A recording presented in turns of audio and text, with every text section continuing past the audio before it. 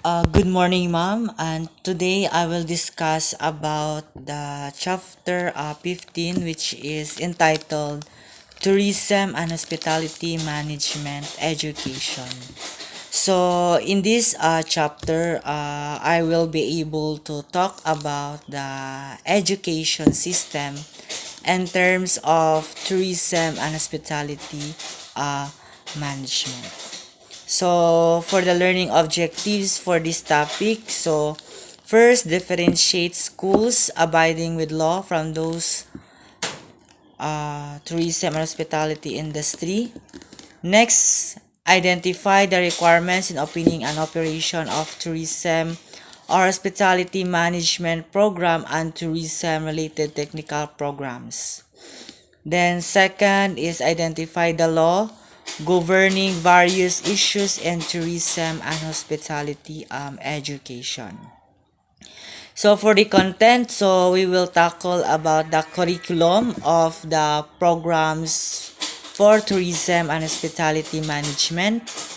Next, the requirements of CHED when it comes to these two industry and other related topics on CHED or other government agency that offers program to hospitality and tourism industry.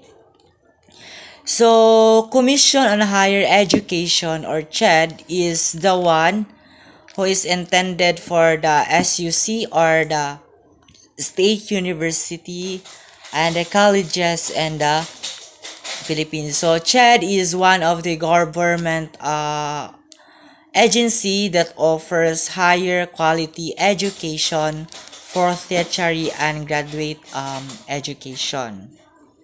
So, for Technical Education and Skills Development Authority or the TESDA, so these are focusing on the skills of the student. So, for technical, vocational, and middle level education is intended for the TESDA. So, these two government agency is related to an education, and CHED and TESDA is the government agency for education who offers programs for both tourism and hospitality industry. So for Commission on Higher Education, so they offer all programs in this industry. And for the Technical Education and Skills Development Authority, so they offer programs that related to tourism industry. For example, housekeeping, events management, food and beverage, bread and pastry, tourism promotion. So these are the examples of courses that offers TESDA for the hospitality and tourism programs. So for the curriculum, so the curriculum of the BS Tourism and BS Hotel Restaurant Management, or shall we say BSHM or the Hospitality Management programs to the different colleges and university around the country should be compliant with CHED Memorandum Order Number 31 Series of 2001. So the tourism and hospitality programs that offers in the Philippines should registered to the CHED Memorandum Order Number and Series of 31 of the 2001. So before the school offers programs to tourism and hospitality, they need to comply accredited from CHED office. So that kana siya nga program matawag siya as accredited if the program that offers of the school is was registered. So in accordance with the pertinent provisions of Republic Act or the Republic Number 7722, otherwise known as the Higher Education Act of the 1994, the following minimum curricular requirements for the Bachelor of Science in Hospitality Management are hereby adopted and promulgated by the Commission. So the changes in the curriculum in BS Tourism and BS Hotel Restaurant Management programs with different colleges and university should remain relevant to the needs of the global local tourism industry. So sa una, arta sa BS HM. Sa una, gitawag ni siya og BS HRT or the Bachelor of Science in Hotel and Restaurant Technology. But tungod sa changes sa curriculum, so gitawag na siya og Bachelor of Science in Hospitality Management. But there are rules and regulation when it comes to changing the programs and the programs the program should align to the when the university offers the BSH and the BS Tourism program, the university should offer courses that align to are relevant to the global and local tourism industry. So when so if you talk about align with the global and relevant to tourism industry, so kailangan ang university offers a high standard so that the students of that university will highly become competent when it comes to entering the industry, which is the BS Tourism and the BS Hospitality Management. So why should university offers aligned programs or courses rather to become a globally competitive? So in order to make the graduates employable, so if it's one of the requirements of the establishment or the industry that kailangan nila i-hire ang usa ka employee or the applicants, so ilang tan-awon ang background sa university. So if ilang nahibaw-an isang university offers courses that are very globally competent, so most na ang ilang one of the criteria or the requirements nga ilang basihan para ilang i-hire ay estudyante. So the reason why colleges and the universities are encouraged to offer globally competitive courses to these students, if in case, so in the near future, if mo-apply sila sa kumpanya, so dali ra pud sila madawat as an employee sa industry tungod kay the university that they came from is offering the standardized courses. So to date, Filipino tourism and HRM graduates are among the most in-demand hotel workers in the world. So as we all know, that in every country, every region in the Philippines, every province, every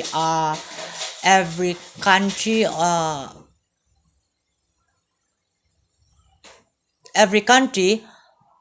kanang kung bisag asa kamudong, so atong mabantayan nga ang mga established ang mga global country offers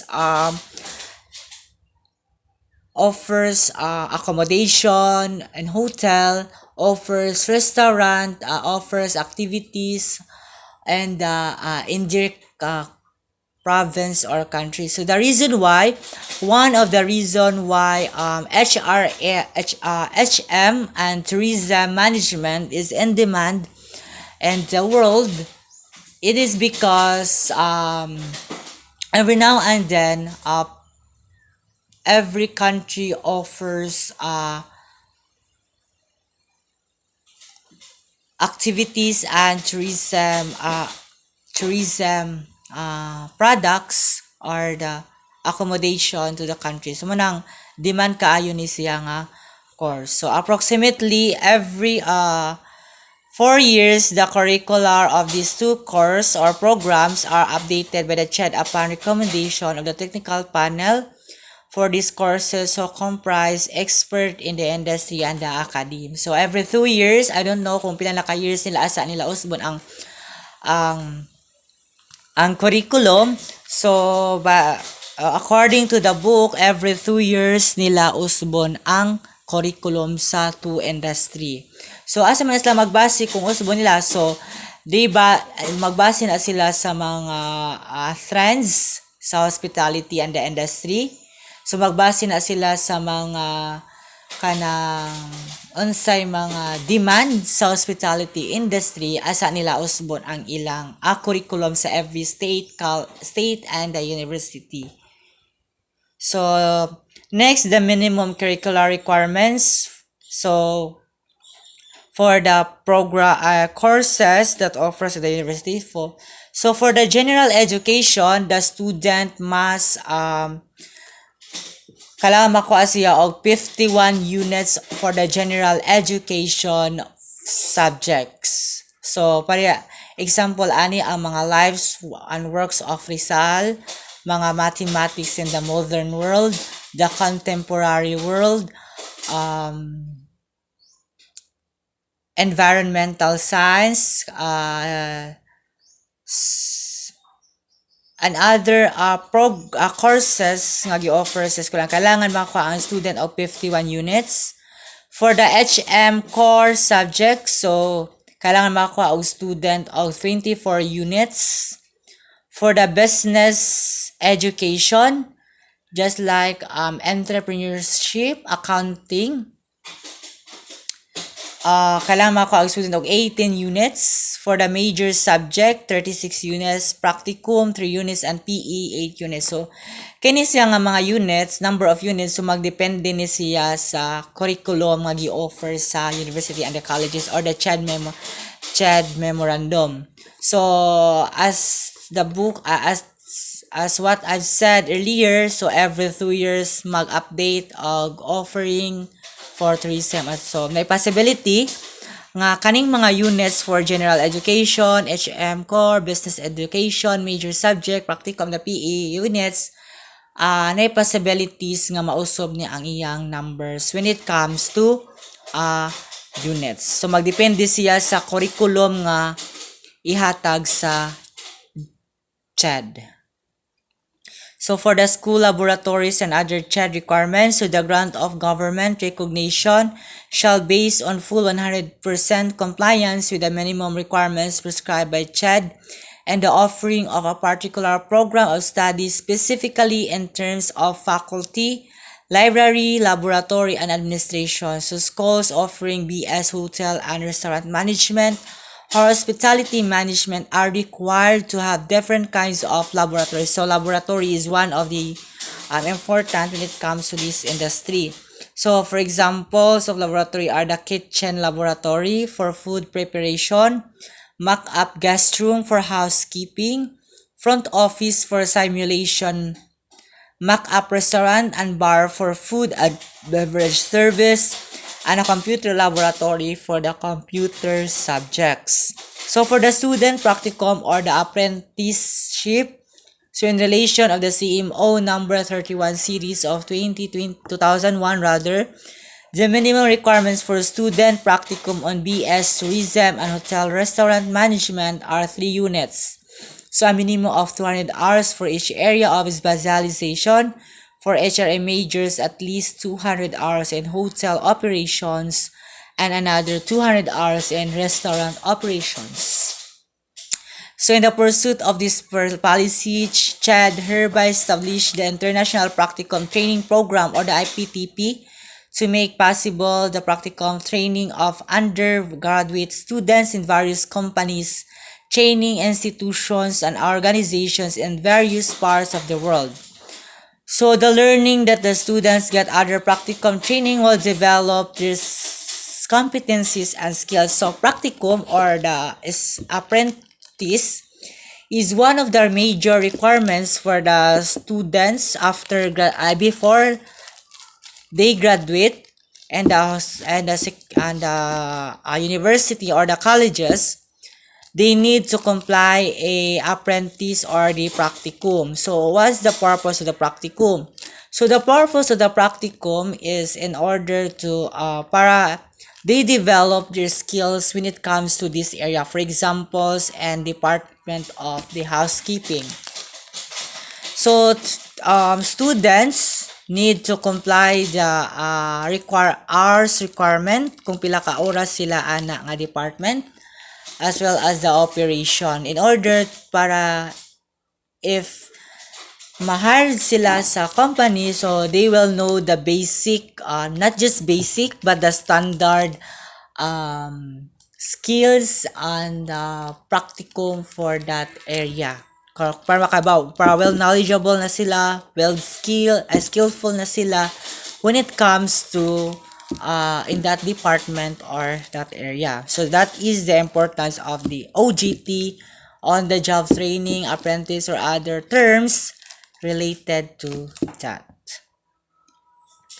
So, the foregoing implementing guidelines are applicable to the International Practicum Training Program for HRM students.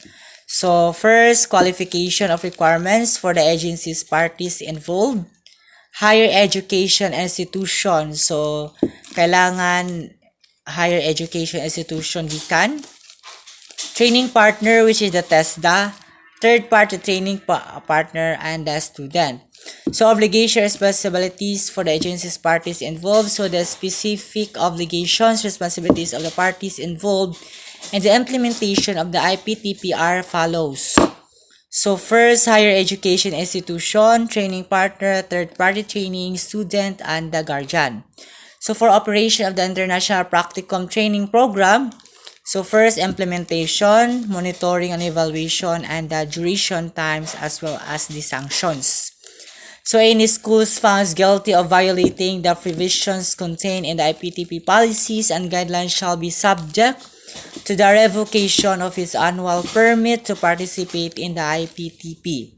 So, any violation of the IPTP policies and guidelines by students, trainees, shall be subject to any of the following sanctions.